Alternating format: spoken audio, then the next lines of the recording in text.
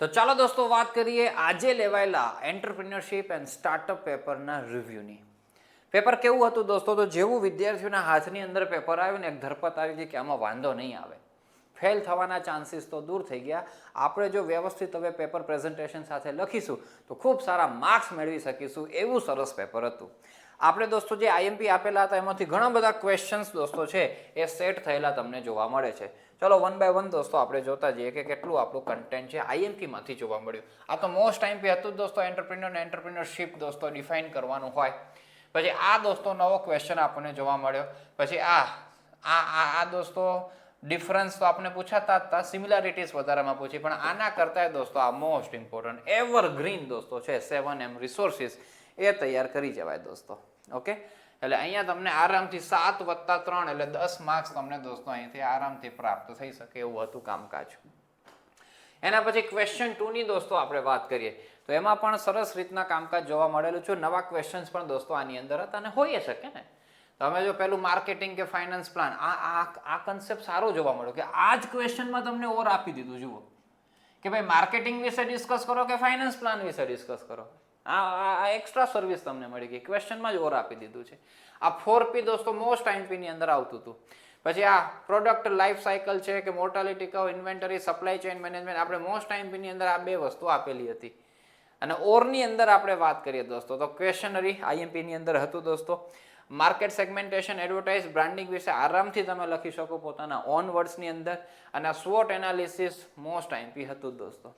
અહીંથી લખો કે અહીંથી લખો દોસ્તો, બધું આપણે આઈએમપી માંથી નથી તો આપણે કહી શકીએ કે ભાઈ બધે 14 માંથી 14 માર્ક્સ ના આવે, ઓછામાં ઓછા 7 તો ઘણો આવી શકે. 4P તો મોસ્ટ આઈએમપી 4 અહીંથી આવી જાય.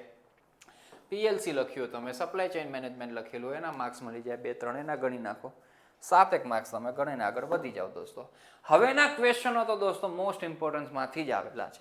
તમે જોઈ શકો છો કે અહીંયા તમારે ઇન્ડસ્ટ્રી, કોમર્સ, બિઝનેસ આપણે આઈએમપી ચેક કરજો, એમાંથી જ ક્વેશ્ચન છે. પછી આ લીડરશિપ મોડલ અને કોઈ પણ એક એક્સપ્લેન કરો, અને ફંક્શન્સ ઓફ મેનેજમેન્ટ એક્સપ્લેન એનીવાના મોસ્ટ આઈએમપી હતું જ દોસ્તો. ઓરની અંદર પણ એ જ છે દોસ્તો, ઓનરશિપના ટાઈપ્સ લખવાના છે અને કોઈ પણ એક લખો, એ પણ મોસ્ટ આઈએમપીમાં છે. એડમિનિસ્ટ્રેટર અને મેનેજમેન્ટનો ડિફરન્સ આવ્યો છે, અને પ્લાનિંગ અને કંટ્રોલિંગ બેમાંથી કોઈ એક દોસ્તો લખવાનું છે. મેરિટ અને ડિમેરિટ જે આ છે ફંક્શન્સ, આ ફંક્શન્સ ઓફ મેનેજમેન્ટમાં જ છે પ્લાનિંગ અને કંટ્રોલિંગ. એટલે ઉપરના જ લખી દેવાય દોસ્તો, કે વાત ને તમે નીચેના લખ્યા હોય તો વાંધો નહીં, પણ ટૂંકમાં બધું આવી શકે એવું હતું. અહીંયાથી પૂરા માર્ક્સ મળી શકે એવા આઈએમપી તૈયાર કરેલું હોય દોસ્તો. તો એના પછી આપણે વાત કરીએ, અહીંયા પણ આરામથી કામ થતું હતું. સ્ટાર્ટઅપ ઇન્ક્યુબેશન શું છે, અહીંયા સ્ટેટ લેવલ પૂછ્યું, અહીંયા નેશનલ લેવલ પૂછ્યું, કોઈ પણ એક ડિસ્કસ કરો. આઈપીઆર ને પેટન્ટ એ પણ આઈએમપી ની અંદર આપેલું હતું. એટલે અહીંયા તમને દોસ્તો આ પણ આઈએમપીમાં હતું, 14 માર્ક્સ આરામથી મળી શકે એવા હતા. તો અહીંયા ચોથામાં 14 માર્ક્સ મળી શકે.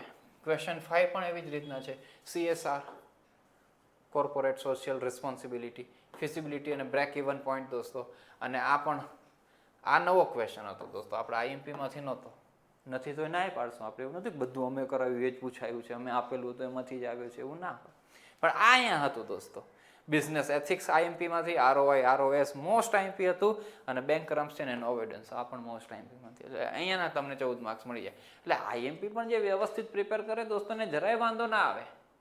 અને આપણે એવું નથી કે તમને 14 માંથી 14 આવશે, કદાચ લખાણમાં થોડુંક પ્લસ માઇનસ હોય, તપાસનારા બહુ કડક હોય તો પણ તમને દોસ્તો આરામથી પાસિંગ માર્ક્સ કરતાં વધારે માર્ક્સ મળી શકે એવું ચેપ્ટર હતું. કારણ કે અહીંયા 14 માંથી 14 આવી શકે એમ હતું, અહીંયા 14 માંથી 14 છે, અહીંયા 14 આઉટ ઓફ 14. આનો 7 અને આમાં 10 છે. વિચાર તો કરો ક્યાં માર્ક્સ ગયા તમારા. હવે આપણે આ વાત કરી દઈએ, ચલો ખાલી જગ્યા પૂરી દઈએ. ઓવરઓલ ડિફિકલ્ટી લેવલ કેવું કહેવાય પેપરનું દોસ્તો?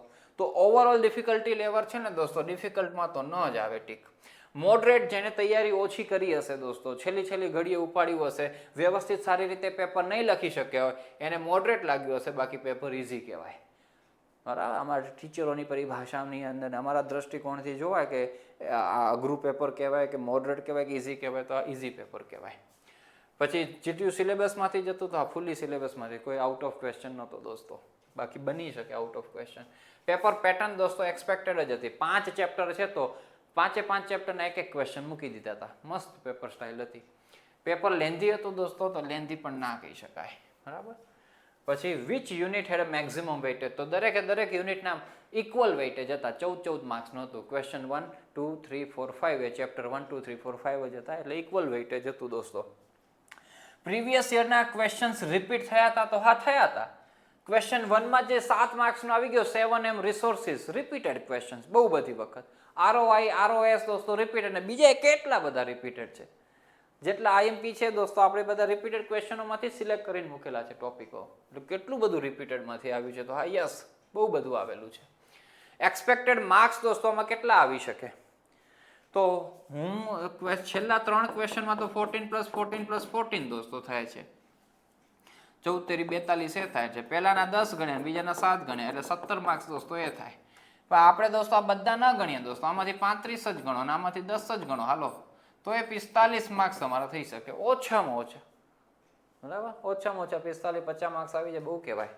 અને 1 word review for this paper, આ પેપરમાં ફેલ થયા આપણે તો સમજવાનું દોસ્તો કે આપણી જ મહેનતની અંદર કચાશ હતી.